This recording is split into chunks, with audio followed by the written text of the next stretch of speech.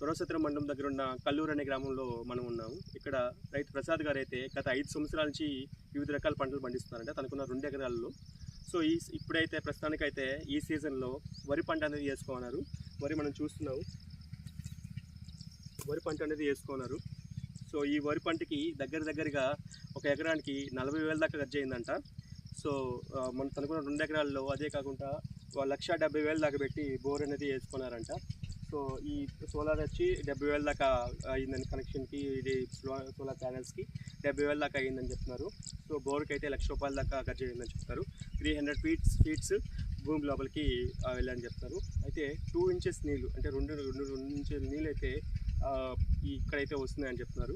So మనం చూస్తున్నాము దగ్గరగా ఒక ఎకరాల్లో 40,000 దాకా ఖర్చు అయిందంట. మనం ఇక్కడ చూస్తున్నాం ఈ పంటలో అయితే ఈ వరి గింజ అనేది బ్లాక్గా వచ్చేస్తున్నది. దీనికి కొన్ని మందులు వాడినా యూజ్ లేకుండా పోయింది. ఇది మంచు వల్ల జరిగిందని చెప్తున్నారు. సో ఈ ప్రస్తుతానికైతే గవర్నమెంట్ రేటు మీకు తెలియంది కాదు, 1,200 నుంచి 1,700 దాకా లోపల ఉన్నదని చెప్తున్నారు. అయితే ఇది శాశ్వత ధర అయితే కాదు, డే బై డే ఇది చేంజ్ అయిపోతుంది. ఈ గవర్నమెంట్ ఖచ్చితంగా చేయాల్సిన కొన్ని పనులు ఉన్నాయి. రైతులను అయితే ఖచ్చితంగా కాపాడుకోవాలి మన గవర్నమెంట్. సో రైతులను దృష్టిలో పెట్టుకొని ఈ government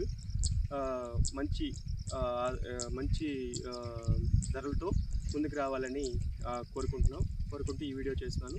so thank you so much. నా వీడియోస్ని చాలామంది ఆదరించారు, చాలామంది వాచ్ చేస్తున్నారు కూడా. Thank you so much. Please subscribe my channel. Thank you so much.